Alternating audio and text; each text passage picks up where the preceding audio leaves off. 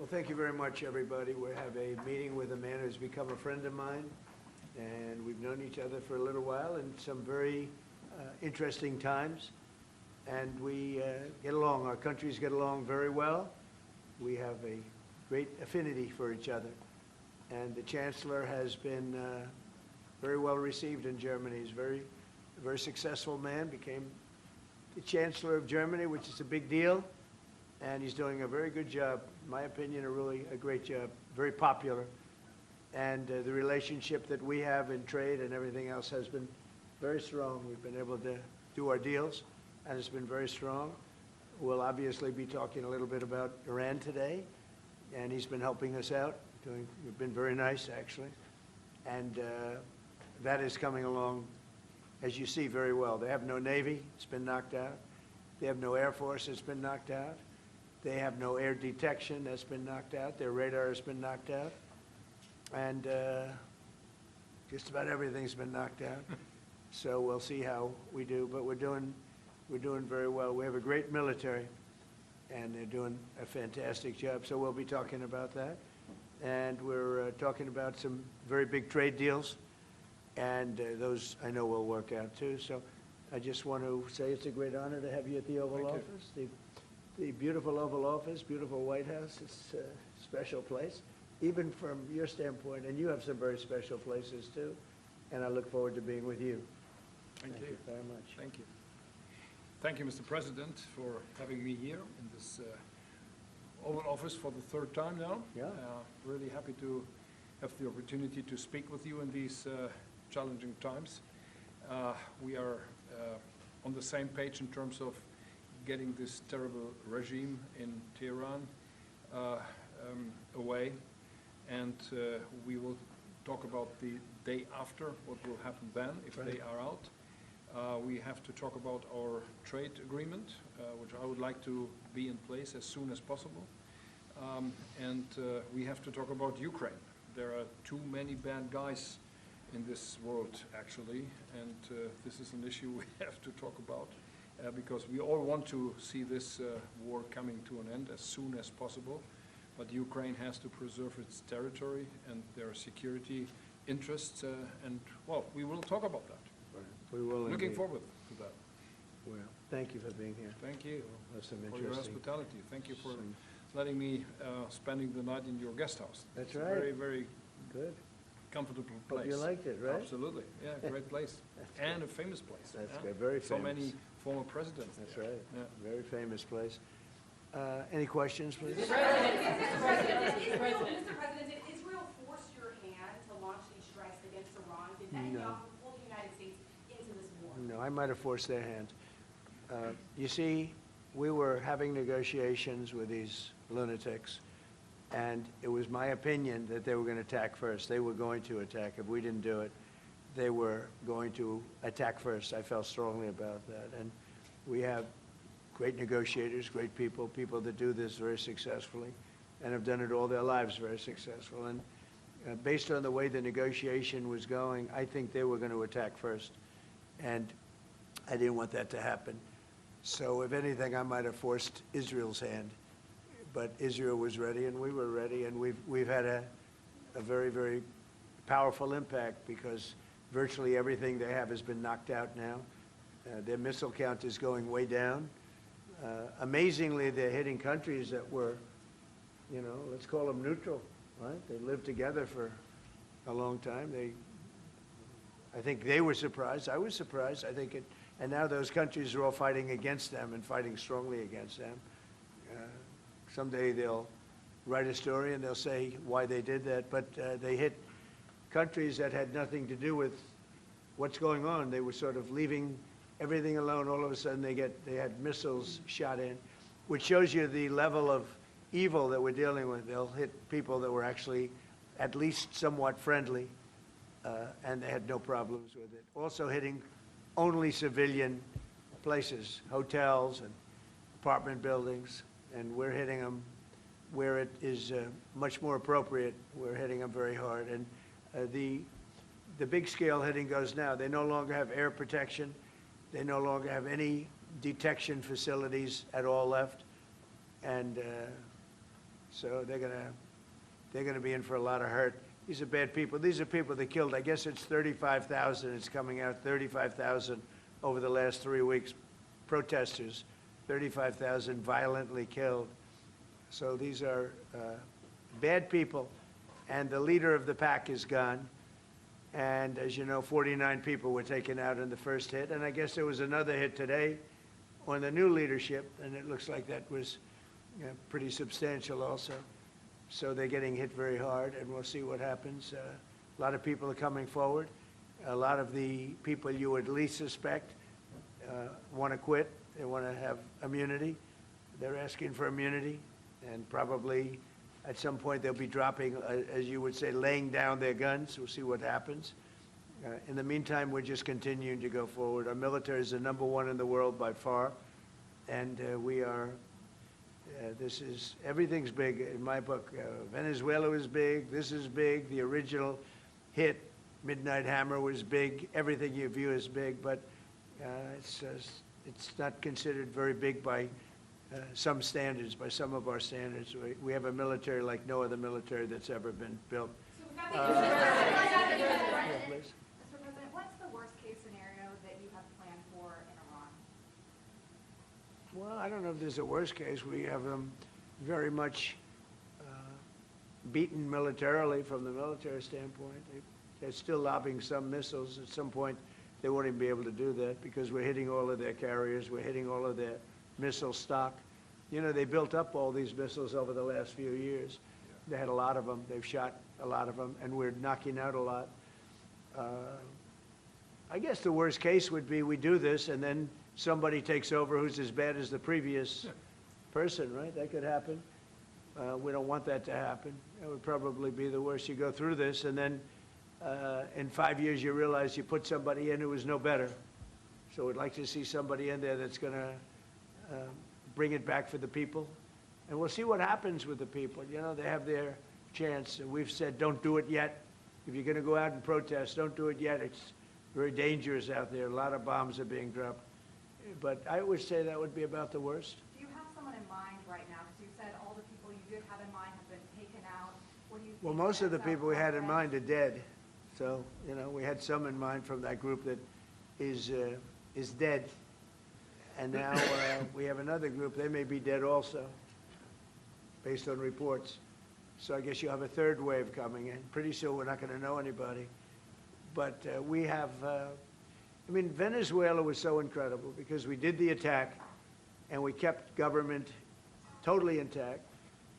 And we have Delcy, who's been very good. We have the whole chain of command, and they've been, you know, look, the relationship's been great. We've taken out 100 million barrels of oil already, and a big part of that goes to them, and a big part goes to us, and it's been great. We paid for the war many times over, and we're going to be running the oil, and Venezuela is going to make more money than they ever made, and that's great for the people. The relationship has been great. It's been seamless. Nobody's actually ever seen anything like it. If you look at Iraq, where very stupidly everybody was fired, the generals were fired, the military was fired, the police were fired, the fire departments were fired, and all of the government workers were fired. So after, you know, people would call, they had no idea. And by the way, ISIS was formed. That's where ISIS came from, all of the fired people. We don't believe in that. So we'll see what happens, but first we have to finish off the military. What do you think about Crown Prince Reza Pahlavi? Is he an option at all in your mind? I guess he is. Some people like him, and we haven't been thinking about too much about that. It would seem to me that somebody from within maybe would be more appropriate. I've said that. He looks like a very nice person, but it would seem to me that somebody that's there, that's currently popular, if there's such a person. But we have people like that. We have people that were more moderate. You know, these were radical lunatics, and you know what they get? They get nothing. All they do is kill people. Mr. President, what exactly was the imminent You've threat, asked, Mr. President? not your turn. What exactly Not your turn, please. Mr. President, you've been to take the heat off the Europeans to present to the Alpha russian calls on the allies What does that mean? Well, you have to ask Mark Rutte. He says not as part of NATO, but he will be helpful to you in this. Well, some of the European nations have been helpful and some haven't. And I'm, very surprised. Germany's been great. He's been terrific. Others have been very good, terrific. I think that the head of NATO, Mark, is fantastic. Okay, Mark Rutte. I think he's fantastic. But some of the European, like Spain, has been terrible. In fact, I told Scott to cut off all dealings with Spain. Spain, first of all, it started when every European nation, at my request, paid 5%, which they should be doing. And everybody was enthusiastic about it, Germany, everybody. And Spain didn't do it. And now Spain actually said that we can't use their bases, and that's all right. We could use their base if we want. We could just fly in and use it. Nobody's going to tell us not to use it, but we don't have to. But they were unfriendly. And so I told him we don't want to. Spain has absolutely nothing that we need other than great people. They have great people, but they don't have great leadership. And as you know, they were the only country that in NATO would not agree to go up to 5%. I don't think they would have agreed to go up to anything. They wanted to keep it at 2%, and they don't pay the 2%. So we're going to cut off all trade with Spain. We don't want anything to do with Spain. And I'm not, by the way, I'm not happy with the UK either. That island that you read about, the lease, okay, he made it, for whatever reason, he made a lease of the island. Somebody came and took it away from him. And it's taken 3-4 days for us to work out where we can land there. It would have been much more convenient landing there as opposed to flying many extra hours. So we are very surprised. This is not Winston Churchill that we're dealing with. Mr. President, what's your expectations towards Germany? What can Germany do and what should Germany do to help you with this one? Well, I think they're doing it. I mean, they're letting us land in certain areas, and that's, we appreciate it, and they're just making it comfortable. We're not asking them to put boots on the ground or anything. I mean, we're just, they're a respected country. I have a very good relationship with the country. We have, in particular now, with this leader, with this new leader. I think he's an excellent leader. I had my differences with Angela. I said, you're hurting your country with immigration and you're hurting your country with energy. And we have a man sitting on my right that is, I think, pretty much the opposite of her on energy and the opposite on immigration. And I think he's doing very well. Mr. President. Commercial air travel right now is severely restricted in the Middle East, and thousands of Americans are stranded. Why wasn't there an evacuation plan, and will you send planes to get people out? Well, because it happened all very quickly. We thought, and I thought maybe more so than most, I could ask Marco, but I thought we were going to have a situation where we were going to be attacked. They were getting ready to attack Israel. They were getting ready to attack others. You're seeing that right now. And a lot of those missiles that are hitting in, those are stationary. Those were aimed there for a long period of time at these other countries. So I think I was right about that. We attacked first. And if we didn't, it could have been, look, we're really decimating them. They're being decimated. And if we didn't, and by the way, we have massive amounts of ammunition. We have the high end. A lot of it was given away stupidly by Biden, very stupidly, for free. And I'm all for Ukraine, but they gave away a lot. As you know, when I give away ammunition, everybody pays for it. The European Union's paying for it. Then they can do what they want with it, but they are giving it, let's say, to Ukraine, and it's okay. But we gave away a lot of high end, but we have plenty. But we have unlimited middle and upper ammunition, which is really what we're using in this war. And we have really an unlimited supply. We also have a lot of the very high end stored in different countries throughout the world. We're literally storing it there, which is actually something that I insisted on in my first term. I rebuilt the military in my first term. The military is great. Unbelievable amount of ammunition, or munitions, as they say, we've given away to, the Wall Street Journal incorrectly covered the story when they said that it was given away to the Middle East. Not to the Middle East, it was given away to Ukraine. Very little was given to the Middle East. The Middle East would buy a lot, and some of the nations, because they're rich, they have a lot, but it was given away to Ukraine. And it just should have been done. Look, it's a war that should have never happened. If I were president, that war would have never happened. But we have a tremendous amount of munitions, ammunition, at the upper level, middle and upper level, all of which is really powerful stuff. Mr. President, a question to both of you. How worried are you that the rising prices for gas and oil are damaging the American economy and also Mr. Chancellor? Yeah, do you want to go ahead? Yeah, sure. This is, of course, damaging our economies. This is true for the oil prices, and this is true for the gas prices as well. So that's the reason why we all hope that this war will come to an end as soon as possible, and we are hoping that the Israeli and the American army are doing the right things to bring this to an end and to have really a new government in place who is coming back to peace and freedom. Yeah. Something had to be done. And it's been 47 years. They've been killing people all over the world for a long time. They were the kings and fathers of the roadside bomb. Soleimani, we killed him last term. If we didn't, I think it might be a different story today. They would have been much stronger and smarter than they are.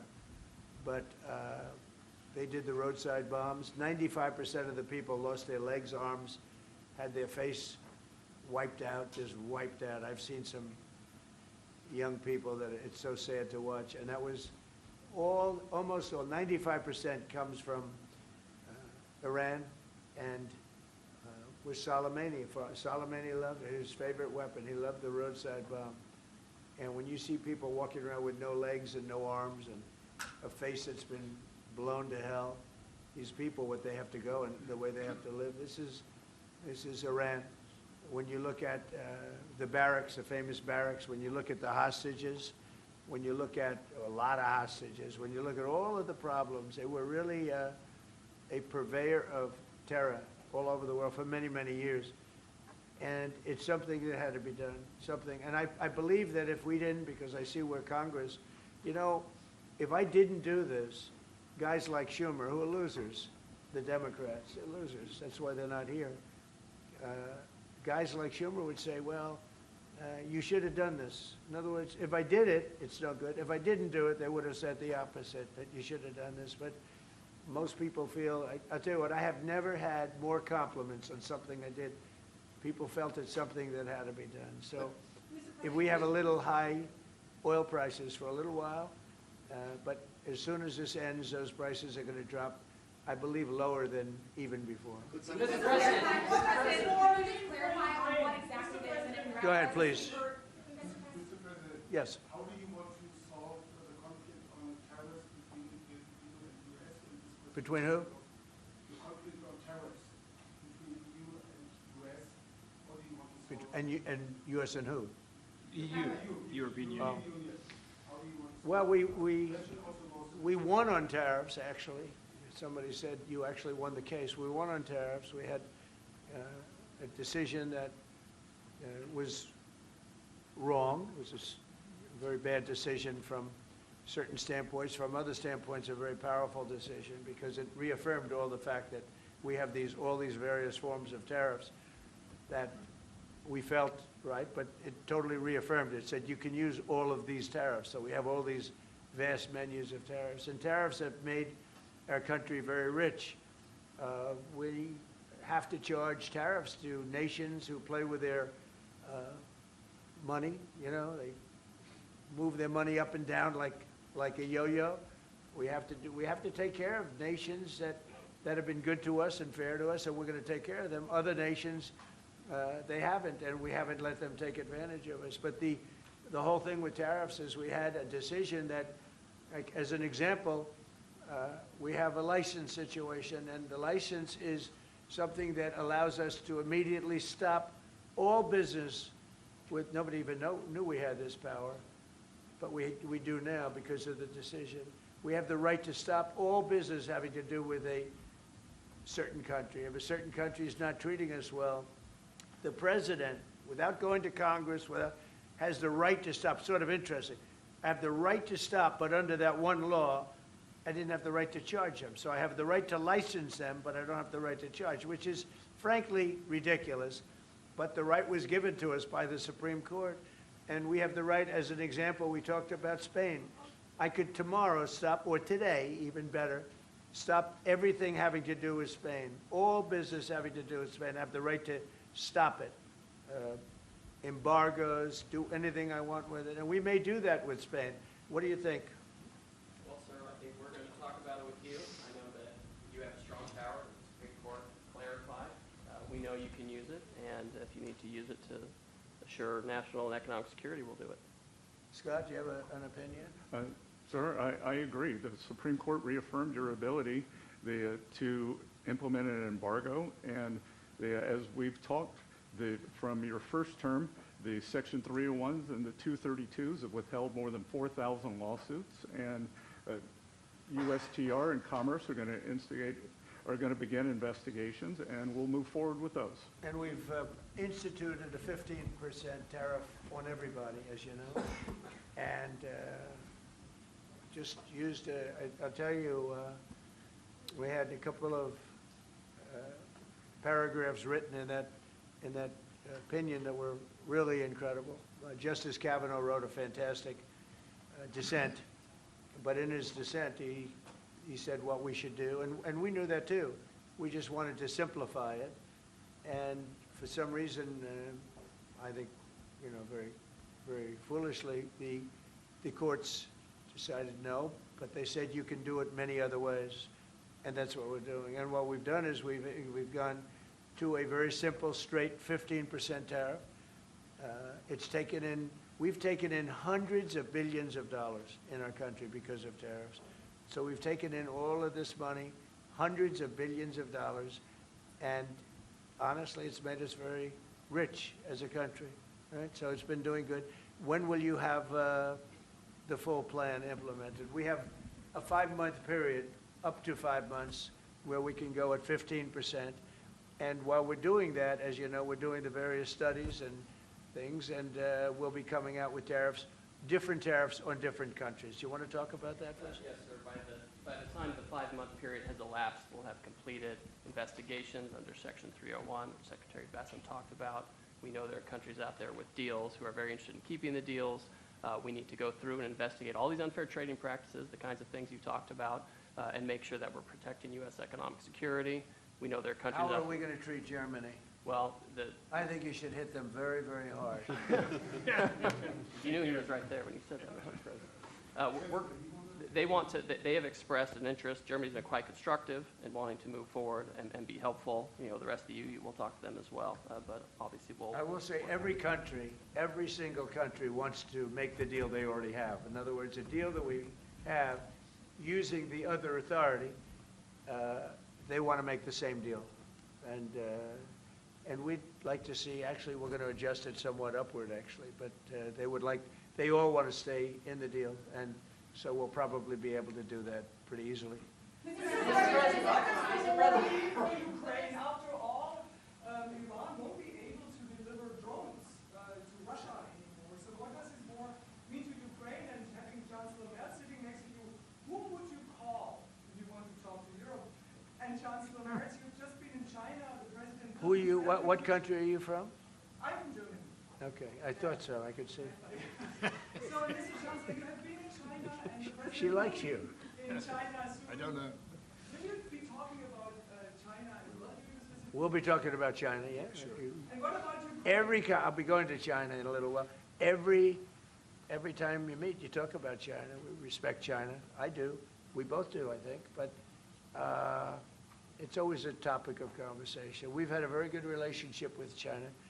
We used to lose a tremendous amount of money with China, and that's no longer the case. We have a very, very good relationship with China, and we have a very good relationship with Germany. All right. Mr. President, Thank you, Mr. President. We've seen countries around the world, many of whom don't usually work together, working with the United States on Iran, whether it's Saudi Arabia working with the United States, Israel, Qatari shooting down Iranian aircraft, and we've also seen European countries step up. Why are we seeing, you know, such unity around the world against Iran? That's a great point. Look, they're just evil. They're, it's not the politics, it's their whole philosophy, it's their whole, where they come from. It's terrible. Where they killed 35,000, I thought it was 32, now it turns out it's much more than 35,000 people. And in some cases using machine guns with people that have no weapon. They have no weapon, and they're being machine gunned, they're being sniped from buildings, they're hitting the people with snipers right through the eyes. It's just a very evil ideology. And nobody's really seen anything like it. As I said, even the fact that they've attacked all of their neighbors, and the neighbors weren't attacking. They thought they'd maybe sit it out or what. They've hit Qatar, they've hit UAE, they've hit Saudi Arabia, they've hit Oman. They were helping us negotiate. They got hit. Everybody got hit because they're evil and they're bad. It's a bad seed. And somebody had to do it. And it should have been done sometime during a 47-year period because so much death has been caused by them, so much unbelievable death. From Germany, too. Germany's been hit. Everybody's been hit by them. It's an evil ideology. And I've never been, look, I've done a lot of good things. So many people are saying, thank you, thank you, thank you. You see it in the streets of Los Angeles. They have thousands of people. I saw it the other day.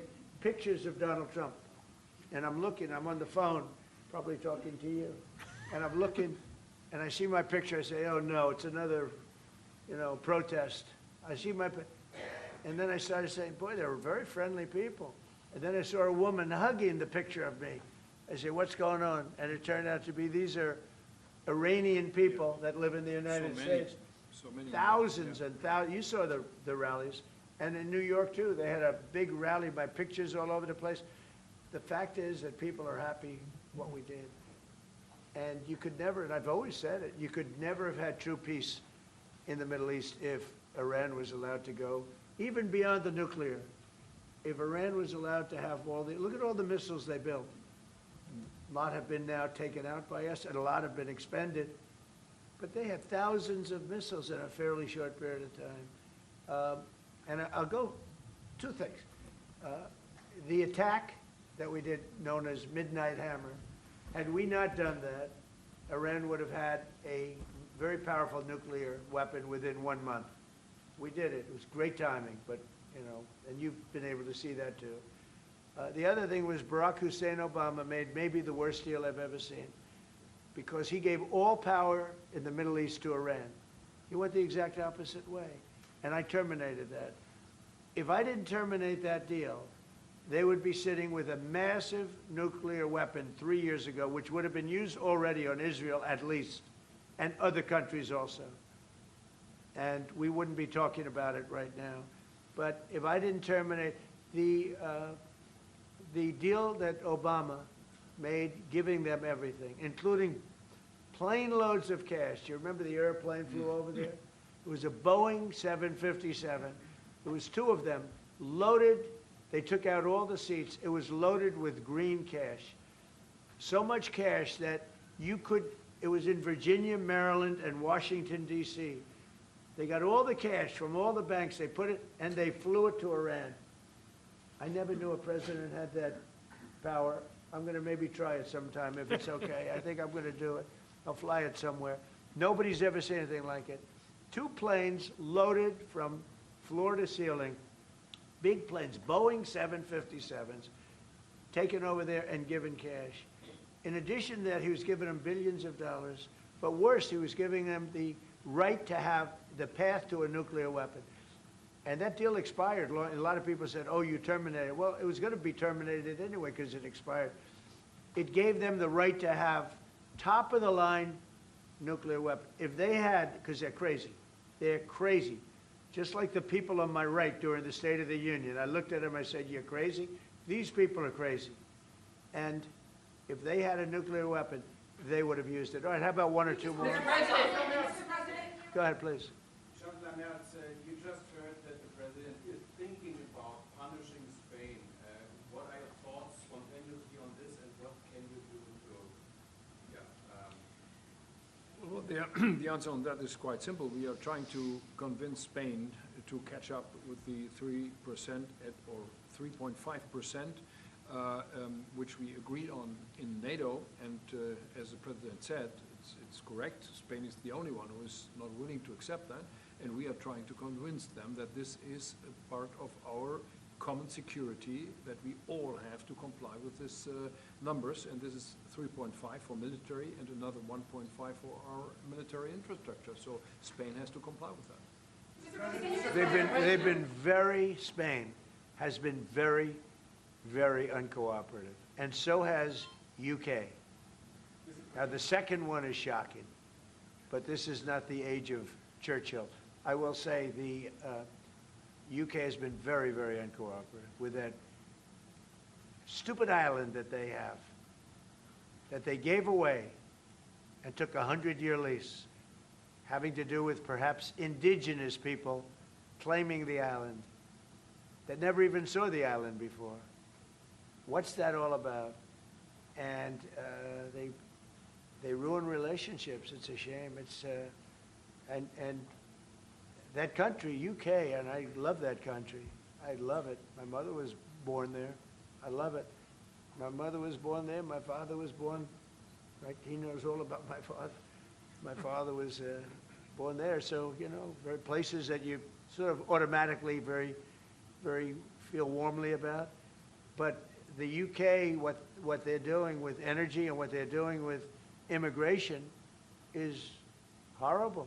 You have the North Sea. Somebody said yesterday, what would you do if you were the UK? Open up the North Sea. They got windmills all over the place that are ruining the country, ruining the landscapes, ruining the beautiful fields. Open up the North Sea. It's one of the greatest, think of it, they buy their energy from Norway, which gets the energy, the oil, from the North Sea. So Norway drills in the North Sea and sells it to UK. And UK has a better part of the North Sea. Open up that. And number two, illegal immigration. They got to solve that problem. And I must say, that's not only UK, that's other parts of the European Union that have the same problem. Immigration and energy. The energy is through the roof, the highest in the world.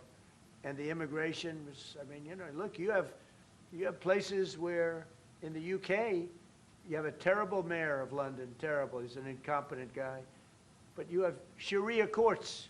You don't have Sharia courts. You don't want Sharia courts. You have Sharia courts adjudicating law. So it's very simple. Immigration, very importantly, immigration and energy. And you bring it back. Otherwise, you're not going to bring it back. Okay. One more. Go ahead. I have a question for the Chancellor. Yes, please. To the Chancellor, Chancellor Merz. Yeah. You've called for unity and joint force in this moment against Iran. What does that look like to you? And then, Mr. President, where is getting a deal with Russia and Ukraine on your priority list right now? Okay, where you going? So we, as I said, in Germany the last 2 days, we are supporting the United States and Israel to get rid of this terrible terrorist regime. And we are looking forward to a day after, and we have to talk about the strategy. What is following after this regime is away, and we have to strategize on this entire region. And we are having a high interest in common approach and common work and what we can do. And this is important not just for the Americans. This is extremely important for Europe and extremely important for Israel and their security. So we are really looking forward to find ways how to deal about the day after. And as far as Russia, Ukraine, where is it on my priority list? Very high. We thought that, I thought it was going to be one of the easier ones. I've settled 8 wars, and actually maybe one more than that. But minimum 8 wars, big ones, potential India, Pakistan, big wars, very important, big ones. I thought this was going to be much easier than it is. There's tremendous hatred between President Putin and President Zelensky, tremendous hatred. I've seen a lot of hatred in my life, but I think this is about top scale. I believe it's going to happen. Sometimes I blame one, sometimes I blame the other. I think it's going to happen, but it's high on my list. Not in that it affects the United States so much, because it's very far away, but last week, last week and for the last 4 weeks, actually, 32,000 soldiers died. 32,000. And it's been averaging 25 to 30,000 soldiers a month have been dying in that stupid war. And I'd love to see it ended. It's the worst that there has been since World War II. If you can't get a deal, what will that mean for you? All you can do is do your best, you know. It takes two to tango, and they have to get along. They have to be able to talk to each other. They hate each other a lot. That has an impact, you know. It really has an impact. It's bad for both. The saddest is that if the election weren't rigged, my election, that war would have never taken place. And you know what else wouldn't have taken place? Allowing 25 million people to pour through an open border, that wouldn't have taken place. A lot of things would have been different. But we're doing very well, and I think a big factor in this world and future factor is what we're doing right now with Iran. If we don't stop them, or if we didn't stop them, or if we didn't start, they've been decimated. But if we didn't do what we're doing right now, you would have had a nuclear war, and they would have taken out many countries, because you know what? They're sick people. They're mentally ill, sick people. They're angry, they're crazy, they're sick. Thank you very much. Thank you very much, everyone. Thank you, President.